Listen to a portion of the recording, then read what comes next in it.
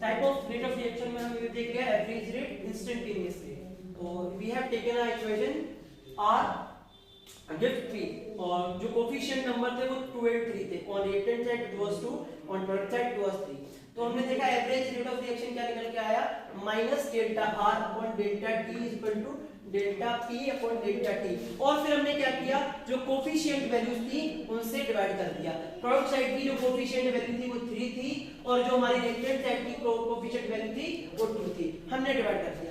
Instantaneous में हमने क्या किया, डेल्टा की जगह सिर्फ हमने डी को यूज किया। डिफरेंशियल वैल्यू जब होती है तब हम डी का यूज करते हैं। तो minus D R upon D T dp upon dt और डिवाइड कैसे कर दिया, जो कोफिशिएंट वैल्यूज थी। आप इसका स्क्रीनशॉट ले सकते हैं। अब हम एक एग्जांपल लेंगे जिसमें हम देखेंगे, अगर मैं आपसे पूछूंगा कि पूरा कंप्लीट रेट ऑफ रिएक्शन निकाल के दिखाइए, तो मैं एग्जांपल लेता हूं आपके लिए। Alpha a plus beta b it gives us gamma c plus delta a। अब इस रिएक्शन में मैं इस रिएक्शन की आपसे रेट ऑफ रिएक्शन अगर पूछूं तो क्या हो, मैं आपको रेट ऑफ रिएक्शन मैं एक्चुअली डिफरेंशियल वाली ले लूंगा क्योंकि आप अधिकतर आपको डिफरेंशियल फॉर्म में मिलेगी, डी वाली फॉर्म में। तो देखिए आपको रिएक्टेंट साइड की तो पता ही है, आप क्या करेंगे, minus D A upon D T. और अगर मैं फर्स्ट रिएक्टेंट की बात करूं तो जो उसका कोफिशिएंट है वो क्या है, अल्फा। तो अल्फा से डिवाइड कर देंगे, equal to minus T B upon D T.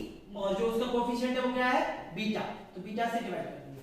On the product side इधर आ जाइए, तो यहाँ पर आपको पता है प्रोडक्ट के लिए हम क्या यूज करते हैं, प्लस यूज करते हैं। Plus D C upon D T और coefficient that is gamma. Gamma से आप क्या करेंगे, divide. On last point the D capital D positive D capital D upon D T और जो इसका कोफिशिएंट है दैट इज डेल्टा या del.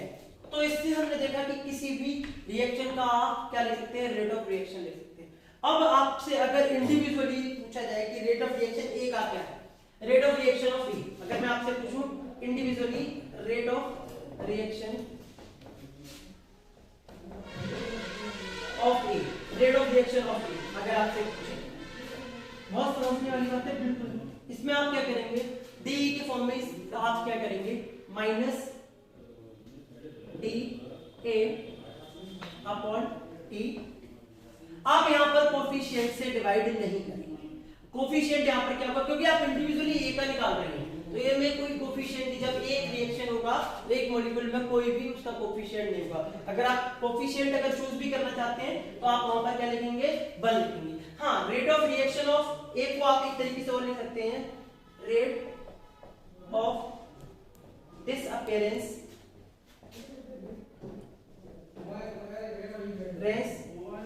Of A, disappearance of A. तो यहां पर आप लिख सकते हैं rate of reaction of A, rate of disappearance of A. मतलब आपने देखा जैसे कि अगर सपोज मेरे पास 2 बीकर है, इनमें मैं क्या कर रहा हूं, एक केमिकल रिएक्शन चल रही है, तो यहां पर सोडियम था और क्लोरीन गैस थी। धीरे धीरे कंसंट्रेशन क्या होगी, सोडियम और क्लोरीन गैस की कम होती जाएगी और आपके प्रोडक्ट की जो प्रोडक्ट आपका धीरे धीरे क्या होता जाएगा, इंक्रीज करता जाएगा, क्योंकि NaCl यहाँ पे बनना स्टार्ट हो जाएगा, फॉर्मेशन होगा। तो धीरे धीरे आपका जो सोडियम और क्लोरीन है, जो रिएक्टेंट है, वो डिसअपियर होता जाएगा। क्या होता जाएगा, डिसअपियर। किस रेट से आपका जो आपका रिएक्टेंट है वो डिसअपियर हो रहा है, उसे आप इस तरीके से लिखेंगे। सपोज दैट हमारे पास रिएक्टेंट साइड पे कौन था, ए था, तो हमने डिसअपियरेंस ऑफ ए लिखा, तो minus D A upon D T. और जो कोफिशिएंट वैल्यू लेंगे, आप पहली बार कोफिशिएंट से डिवाइड ही नहीं करेंगे, और कोफिशिएंट से डिवाइड करना है तो आप किससे करेंगे, 1 से करेंगे, ठीक है। तो दैट इज वन। सेम चीज rate of reaction of B. यहां पर आप देखेंगे क्या आपको करना है, तो रेट of disappearance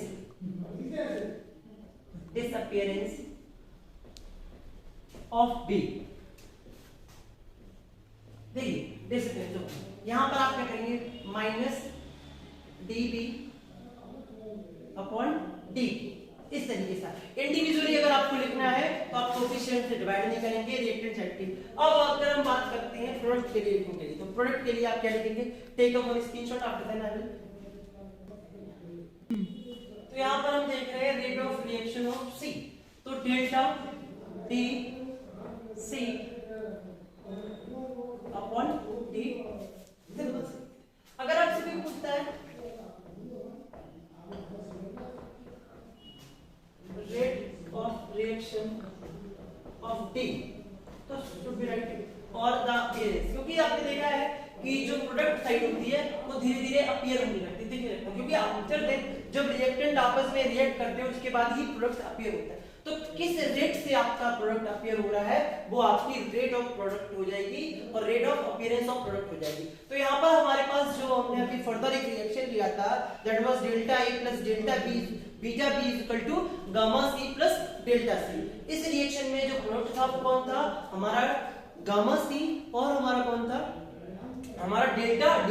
तो आप देख रहे हैं कि अगर आपसे पूछा जाए rate of reaction of A या C, तो यहाँ पर अपीयरेंस ऑफ C लिखेंगे, क्या लिखेंगे, या फॉर्मेशन ऑफ C भी लिख सकते हैं आप। यहाँ पर एक वर्ड यूज कर सकते हैं rate of formation of C भी यूज कर सकते हैं।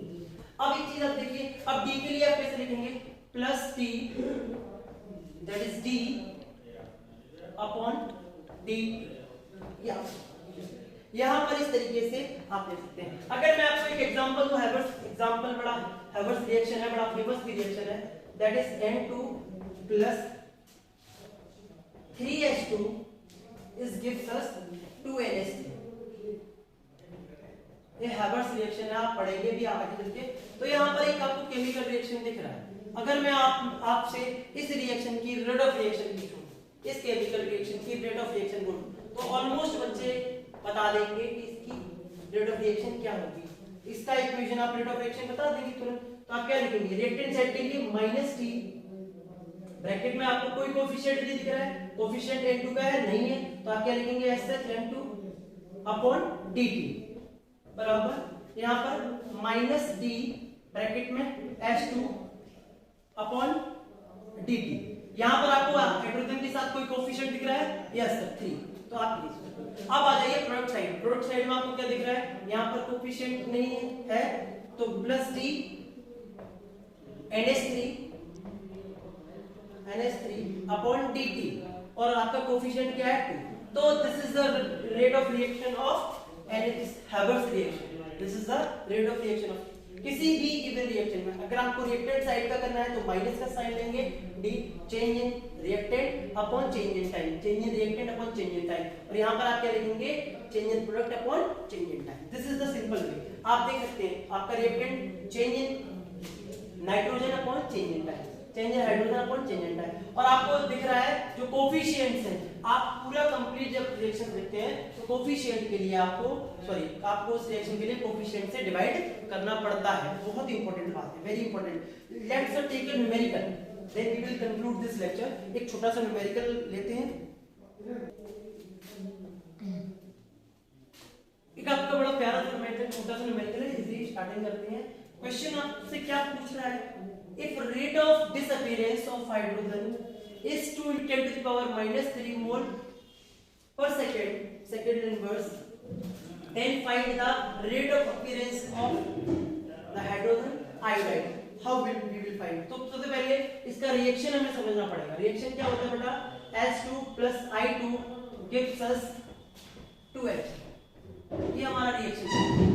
इस रिएक्शन में आपको क्या निकालेंगे, रेट ऑफ रिएक्शन निकालना है। किसका, HI का निकालना है।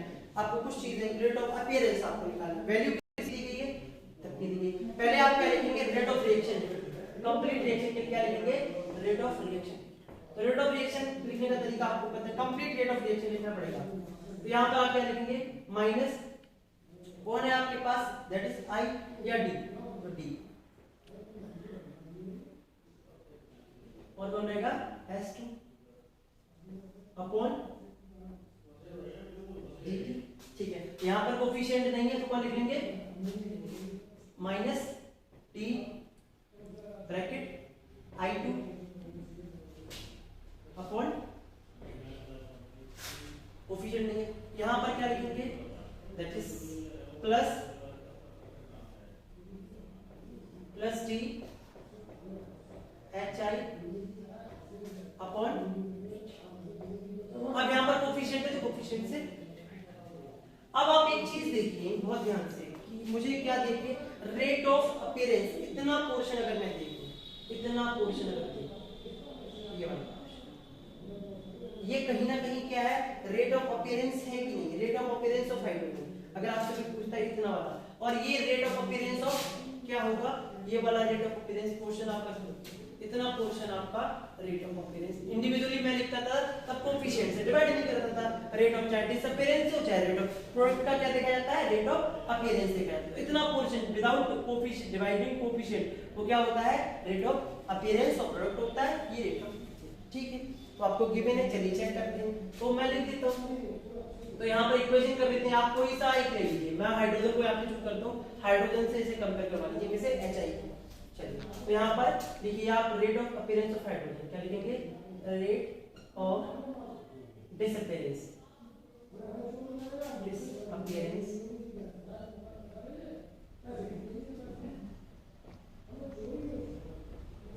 Of hydrogen is equal to rate of appearance of HI। बेटा यहाँ पर आपको रेट के बराबर नीचे क्या लिखना पड़ेगा, यहाँ पर आपको 1 से डिवाइड करना पड़ेगा क्योंकि इसका कोफिशिएंट 1 है। चलिए रेट आपको पता है कितना है, रेट आपको यहाँ पे गिवन है, that is 2 into 10 to the minus power 3 upon 1, और रेट ऑफ HI आपको नहीं पता है, रेट ऑफ अपीयरेंस ऑफ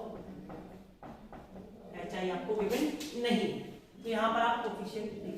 अब आपको यही निकालना है, सिंपल सी है, आपके पास आ गया, क्रॉस मल्टीप्लिकेशन हो जाएगा, और आपके पास क्या आ गया, रेट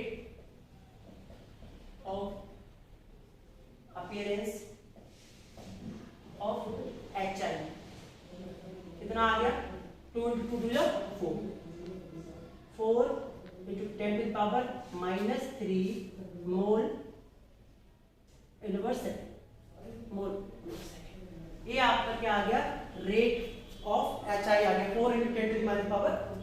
इस तरीके से आप इससे बेसिस न्यूमेरिकल्स निकाल सकते हैं। नोट्स आपको मैं प्रोवाइड करवा दूंगा आपके ग्रुप पे, या मैं लिंक में ही ऐड कर दूंगा, डिस्क्रिप्शन लिंक में ही नोट्स, आपके लेक्चर नोट्स प्लस आपके क्लासरूम नोट होंगे वो भी आपको प्रॉपर तरीके से मिलेंगे।